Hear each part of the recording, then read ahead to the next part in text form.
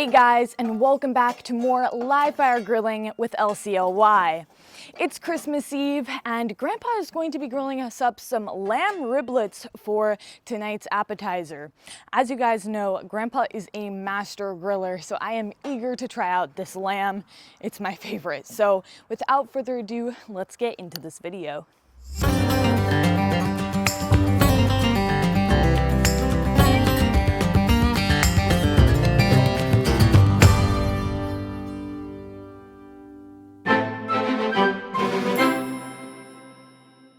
We're getting ready to do some lamb riblets, compliments of Misty Mountain Farms, and we're using the Lone Star grill. It's a little different to work with than your basic gas grill or whatever. You got to be somewhat of a traditionalist to use this. You got to get a good bed of coals initially. You can get your fire going in the front of that thing, but if you have trouble getting your wood going in the back, you just reach in and pull out some coals, get a good bed of coals and get them set up.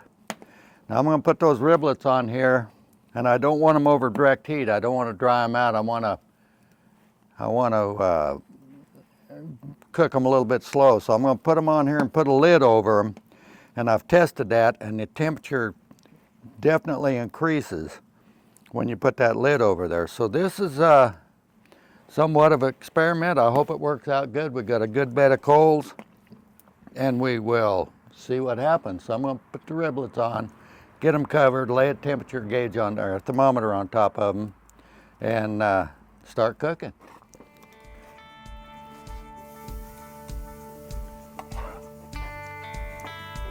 Now I've got my fire separated here so I don't have direct heat over them, because I don't want to burn them. I'll braise them towards the end, but laying that thermometer on top there, I'll be able to see what kind of heat I'm getting. I'm going to cover them up. I'll check my heat, and probably lower it and get that heated up. I've got the fire pushed off to both sides so I can get it good and hot without burning things up. When I tested the temperature without the cover on, I was up around 170 or 80 degrees. So I put that cover on there, and immediately it trapped that heat and brought the temperature up to 2¼ So I think that kind of a temperature will render the fat, and we'll cook it until you see it starting to pull off the bone, and then we will probably just put it over some hot fire and get some browning on it, and I don't think we can go wrong. Misty Mountain Farm is a very they raise their stock very well. It's all pretty much grass-fed, harvested and processed according to the farmer's desire. So everything we've had so far from Misty Mountain Farms has just been absolutely wonderful, and we're pretty excited about being able to be part of their operation and get the word out that they are a top-notch producer. So we'll see how these do. We got a turkey for Thanksgiving, and I rotisseried that turkey.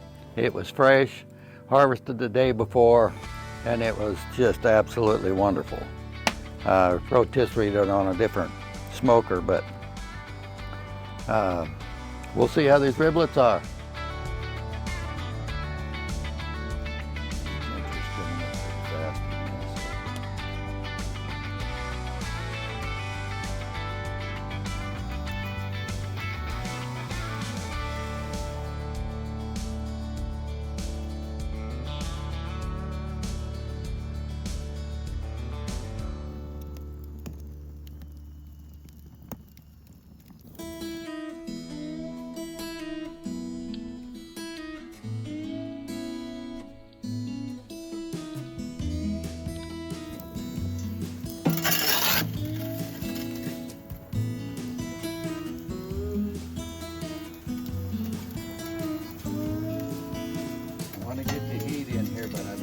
right under those ribs right there. I don't want to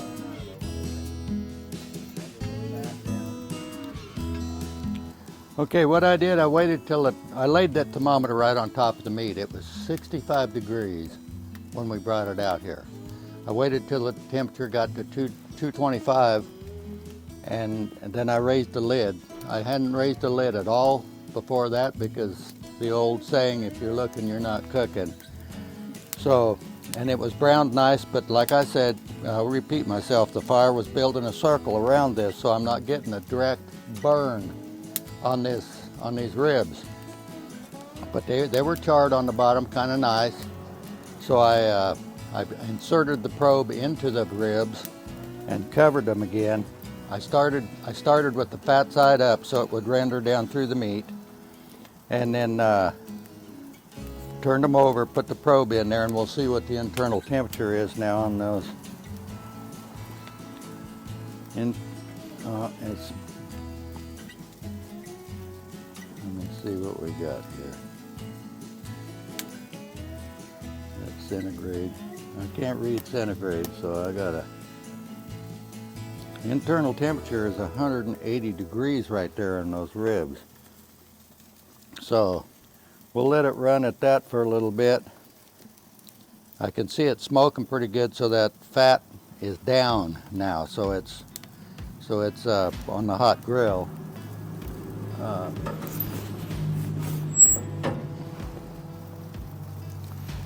One thing about these kind of grills, you want to keep your fire going. You need to keep a bed of coals.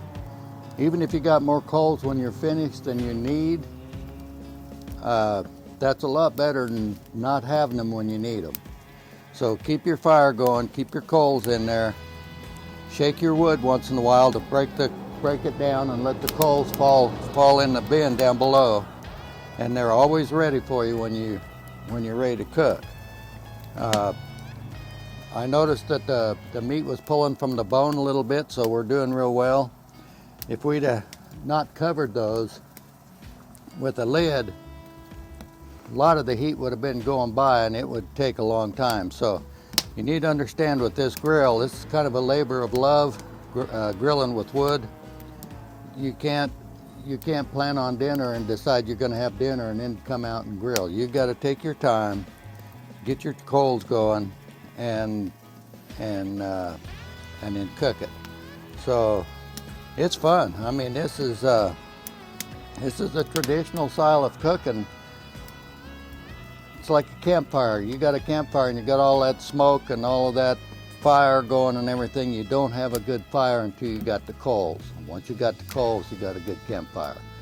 So this is the same thing. You just reach in there and stir your sticks your fire logs once in a while and knock the coals into the bottom, and they're always ready for you. And definitely need a long enough handled shovel. And it would be a good idea, whoops, that's not the shovel. Be a good idea if you cut holes in your shovel enough that where you can shake it a little bit and the ash comes out, because the ash doesn't do anything but bank up your fire. So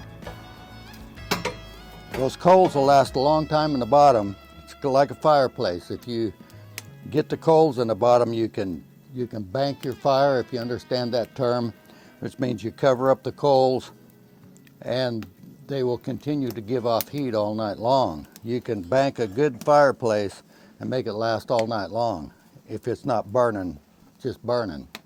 The coals are the hot spot. So we are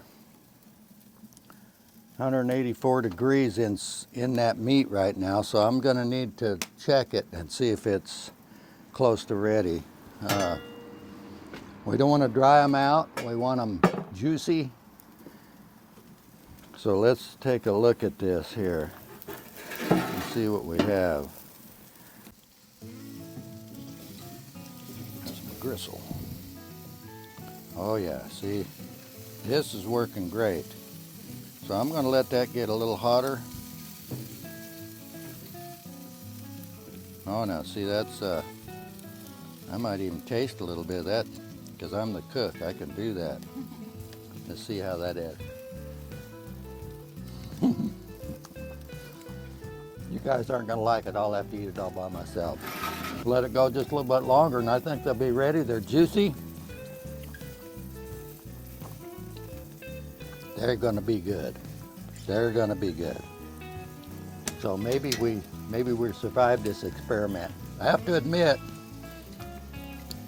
my way of barbecuing is not the only way of barbecuing. Normally it's an experiment. You season it the way you want to season it, and you cook it the way you want to cook it. You'll fail sometimes, and sometimes you'll luck out. So, like I say, it's just a labor of love. You got to keep your coals, have enough to cook with, and enjoy the experience. So, Lone Star Grills and Misty Mountain Farms, we're going to have a meal pretty soon.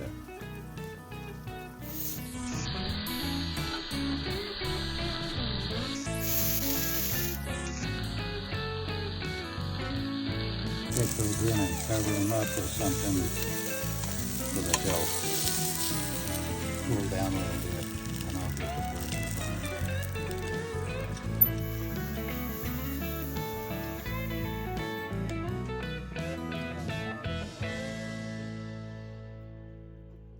That's it for today's video, everyone. I hope that you enjoyed. If you did, make sure to give it a thumbs up and subscribe if you haven't already. But other than that, we'll see you back here next time. Have a very Merry Christmas. Bye.